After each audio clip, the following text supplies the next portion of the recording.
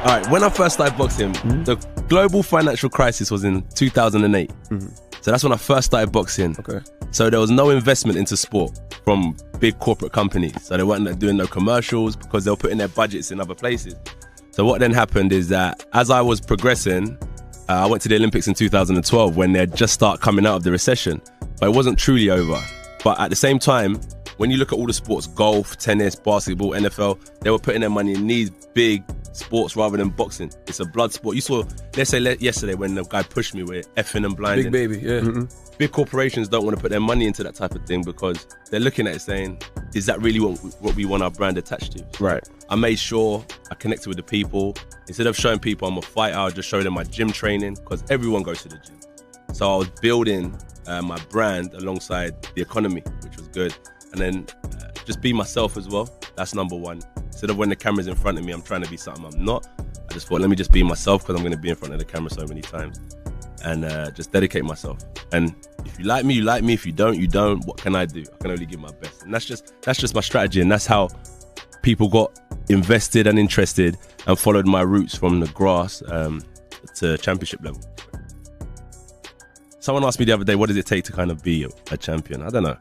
It's a good question. I said, I feel like DNA because you are who you are. So with that, let's say muscles and stuff, that's just DNA. I am who I am. I said environment. So I placed myself in the gutter, took myself to championships all around the world, swam in the deep end, and I came out on top most of the time. And applying myself, and I applied myself. And that's why I say I was never trying to be a thug or use boxing to try and be a macho man. And I was strategic with all my moves, calculated every step of the way. And we still do that till this day. And that's just how everyone should move. One life, we're here to live it, make the most of it. You got to be strategic. I ain't about no hype. No one's invincible. Yeah. You know, and through the trial and error is what makes you great. You know, I've been beat before, I've been put down before. It's been tough, but the motivation to get better and build that invincibility around me is what gives me motivation. When I feel my own energy, I feel like when I really dedicate myself, I can create an air of invincibility around me.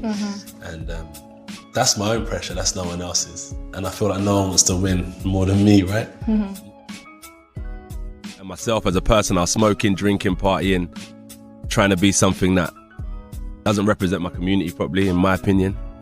So through boxing, I healthy, sleeping better, surround myself around different kind of people. And that's just who I am now, just trying to live my positive life through the sport. It was about being smart.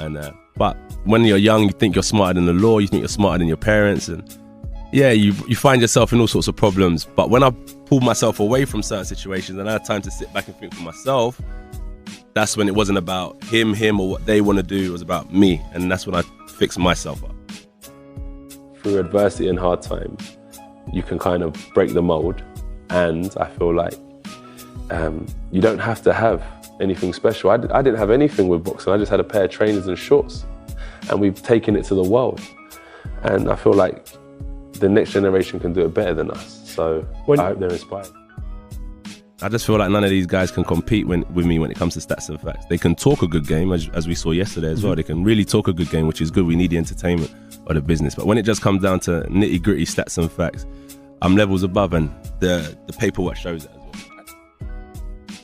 All right, so talk to me. How do you prepare yourself ahead of a big fight? Okay. Do you get nervous? Okay, I used to. But I feel like now what's happened is there's no way out.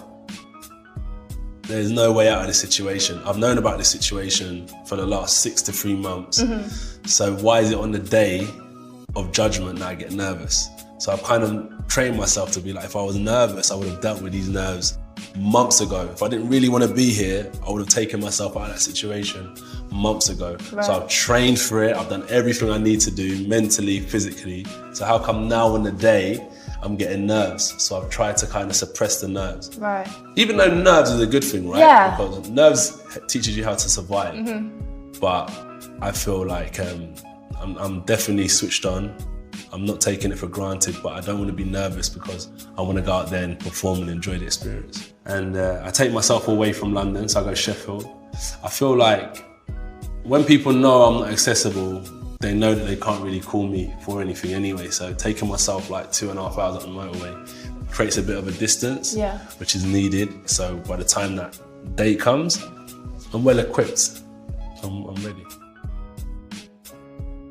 Even though I just want to be a boxer, I didn't do it to be in a position of responsibility or representation of anything except for knocking people out.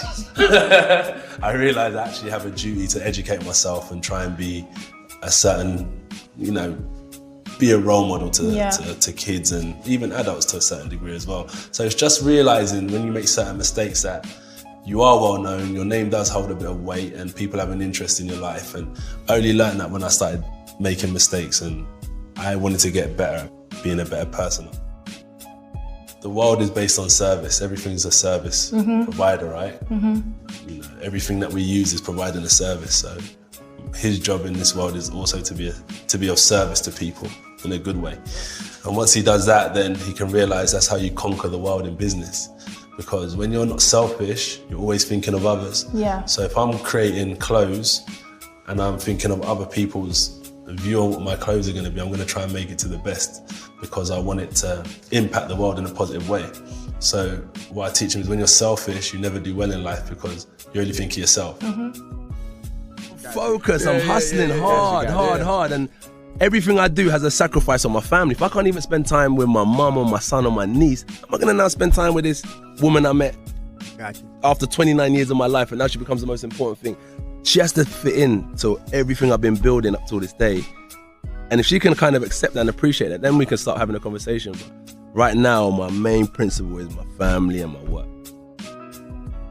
So I'm not the type to have like too many material things because right now I'm just trying to supply my family with the elder generation with an easier life because they made some mistakes, they had it tough. My generation have to work hard because we still got the energy, and the younger generation, I want to make sure they have a good education. And it's just connecting all the dots and having everyone understand that no one problem is bigger than all of us. So we have to kind of balance ideas. So forget everyone else, like I'm the boxer, No. I'm so far away from that fame stuff and that riches stuff. Everything that I get, I'll probably give away majority of what I get anyway. So, and I just get to see so many people smiling alongside me and it's so amazing. So that's what I'm most proud of, is seeing other people smile off of my hard work.